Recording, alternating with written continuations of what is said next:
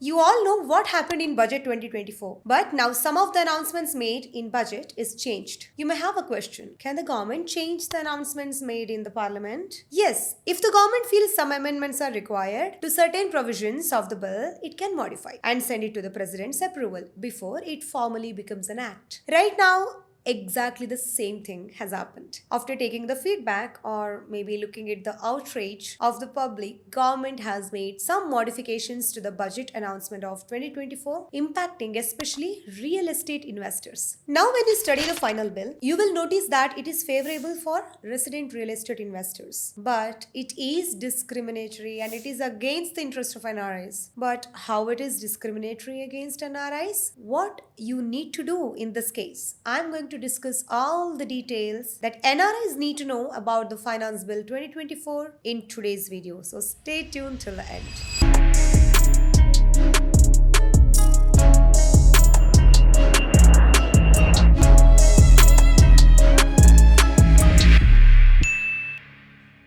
If you are new to this channel, my name is Keerthi. I'm a company secretary from India and I'm a CIMA strategic level from UK and also an overseas semi-registered MFT. Every week I bring an explainer video related to various NRI topics in this channel. If you are an NRI, please subscribe this channel. If you want to avail NRI services, you can visit our website www.keerthisfinfo.com or book an appointment using the link available in the description. Today, let us discuss about the Finance Bill 2024 and its implications on NRIs, especially those who have invested in real estate. To get the context correct, you need to check what had happened in Budget 2024, which had actually impacted real estate investors. Budget 2024 had introduced a significant change in the taxation of long-term capital gains from the property sale in India. The tax had been reduced from 20 to 12.5% for the properties held for more than 24 months. However, this reduction had come with the crucial caveat, that is removal of indexation benefit. If you don't know what indexation is, indexation was a mechanism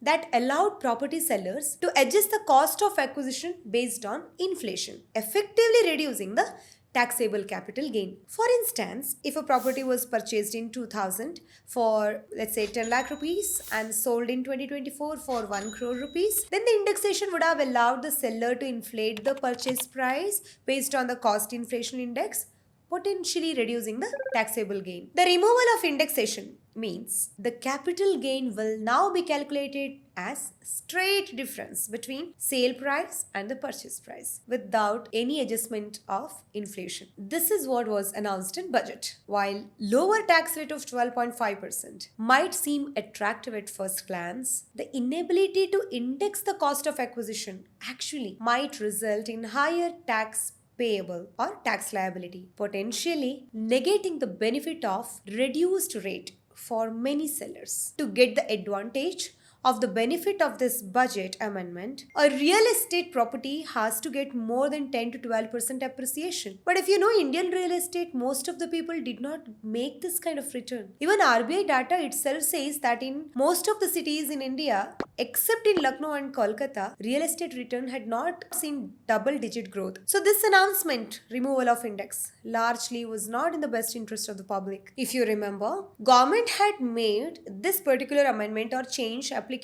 to all the property sales on and after July 23, 2024, regardless of when the property was purchased. So there was no choice. There was no time given to act as well. People were not at all happy. There was huge public outrage about it. Looking at that, government had brought some amendment or modifications. But the problem with this is, it has a differential treatment for residents and NRIs. If you look at the finance bill, you would observe that law says an individual selling land or building or house or both will pay a lower LTCG tax, either 20% with an indexation benefit or 12.5% without indexation benefit. However, partial relief has come with certain conditions. The partial relief is available to the properties acquired before July 23, 2024. And this relief is available only to HUFs and individuals who are having resident status as per IT Act 1961. That's a good news, right? Remember, the key word here is residential status. That's why it is bad news for NRIs. This would mean NRIs are kept outside this. Non-resident individuals are not at all eligible to avail this relief or choice of with indexation and without indexation at a flat rate of 12.5%. So, to summarize what has happened, for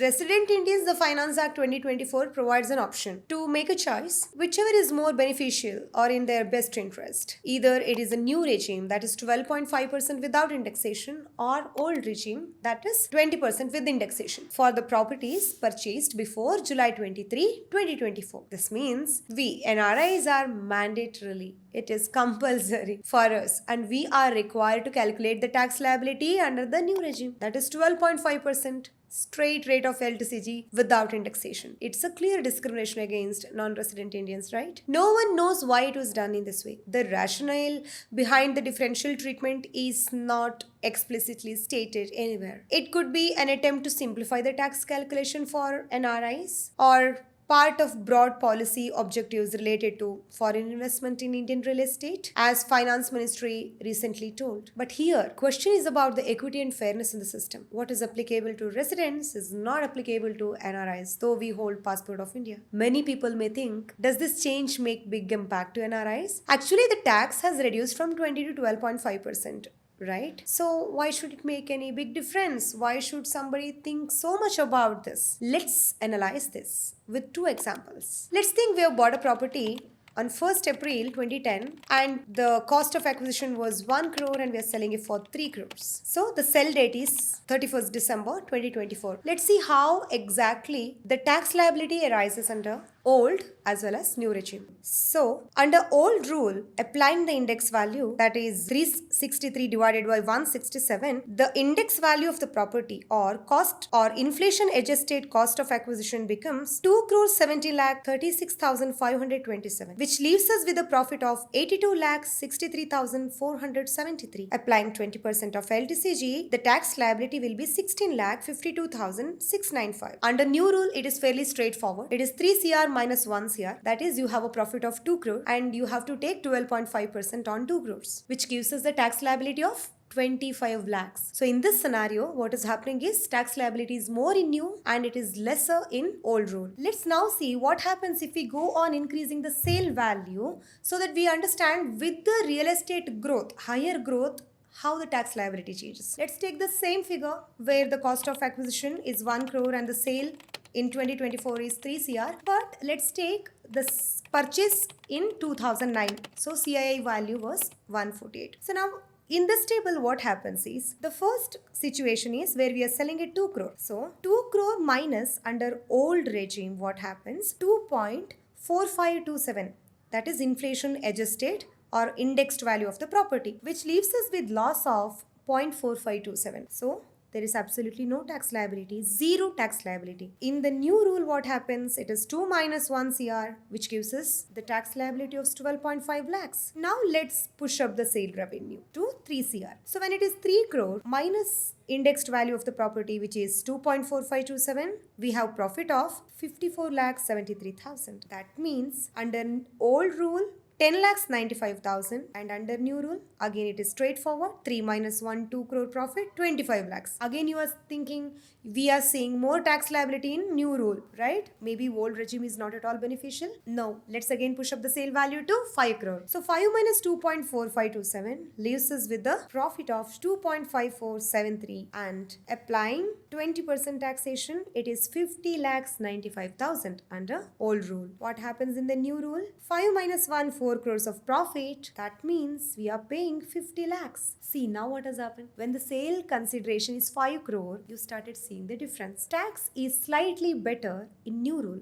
when compared with the old regime. So let's inflate the sale value further to 6 crore. 6 minus 2.4527, which is our indexed value of acquisition, leaves us with a profit of 3.5473, and it gives us tax liability under old regime applying 20%, that is 70 lakhs 94,600. Whereas under new rule, it is 6 minus 1, 5 crores of profit. The tax liability is 62 lakhs 50,000. Look at the difference. Under old regime, now when the sale value is 6 crore, the tax liability is 70.94 and under the new rule it is just 62.5 lakhs. Now you can clearly make out when indexation is beneficial, right? Only when appreciation is not so high. If appreciation is high, then the new rule is going to benefit. My question now is, how many NRIs got this kind of extraordinary return in real estate in India? It could be really minor. Considering this, now the residents can choose between old and new, but NRIs don't have any option. They have to pay flat 12.5% plus cess. So for NRIs,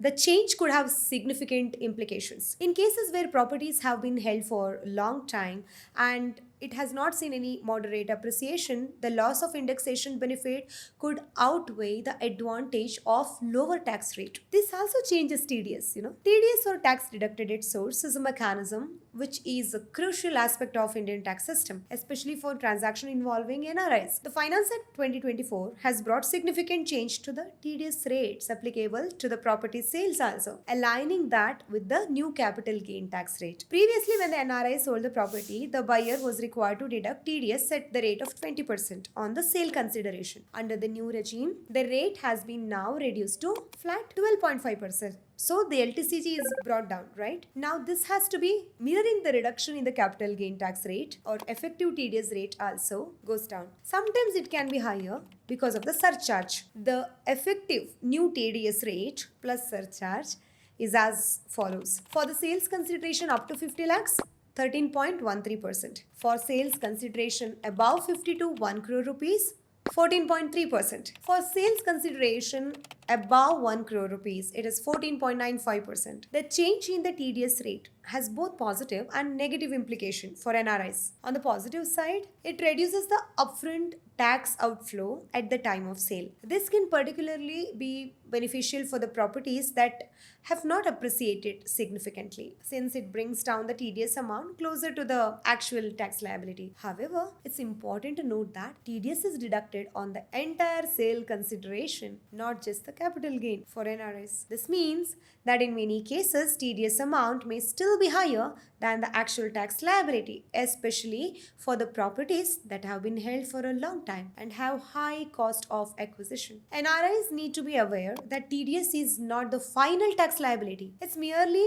an advanced tax collection mechanism. So the seller has to file income tax return in India, declare the capital gain, and calculate the actual tax liability. If the TDS deducted is higher than the actual tax liability, then you may claim refund. The deducted TDS rate does not make NRI's life easy. For NRIs, still the TDS collected on the sale proceeds, entire sale consideration. If they want to reduce the TDS, they may still have to apply for lower TDS certificate if the expected tax liability is significantly lower than the applicable TDS. I hope now you got clear idea about TDS. Now let's look into another aspect, how this new bill is going to impact inherited property for NRIs. The treatment of inherited properties under the new regime introduced by Finance Act 2024 is an important consideration for many NRIs. The key aspect is to understand how holding period is calculated for inherited properties, as this is going to determine whether the capital gain is classified as long term or short term, and which in turn affects the applicable tax rate also. For inherited properties, the holding period is calculated by clubbing both the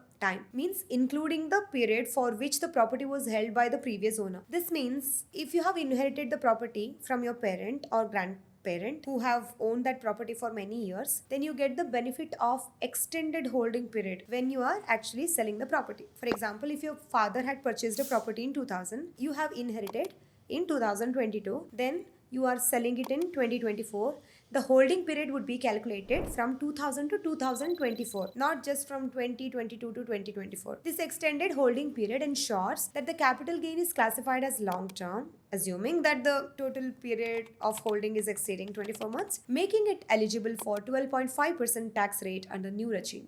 The continuation of the holding period is particularly beneficial for inherited properties, as it often ensures the qualification for long-term capital gain treatment. However, it's important to note that while holding period is carried forward, the cost of acquisition for the tax purpose is typically the cost at which the previous owner or the original owner had acquired the property, or the FMV, fair market value, as on April 1st, 2001. whichever is higher. If NRI is selling inherited property, they need to consider 3 points. First, even if NRI sells it soon after inheriting, you are likely to qualify for long-term capital gain treatment, depending on holding period, as I explained earlier. Second, if NRI is holding an old inherited property where you don't have or you don't know the details of purchase value, you can use the fair market value as on April 1st, 2001. Most importantly, now after Finance Bill 2024, you need to remember whether resident or not. It does not matter. When you purchased or inherited property in India, you might be resident, but currently when you are selling, your tax status has changed to non-resident. Then also, you don't have a privilege to choose the old versus new regime because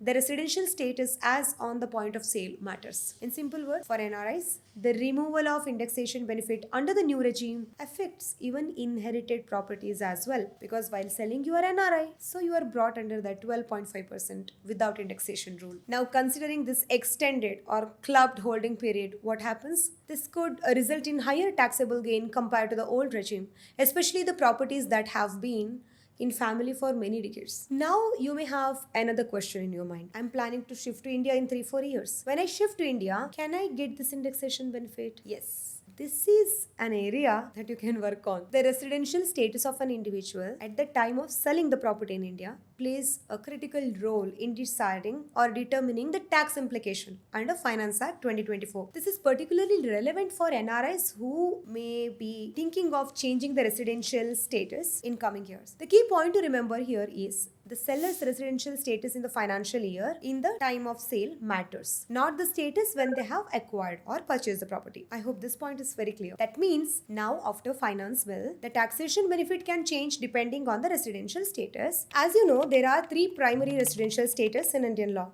One is resident, ordinary resident, that is ROR. Second is resident but not ordinary resident, that is RNOR. Third is NRI or non-resident.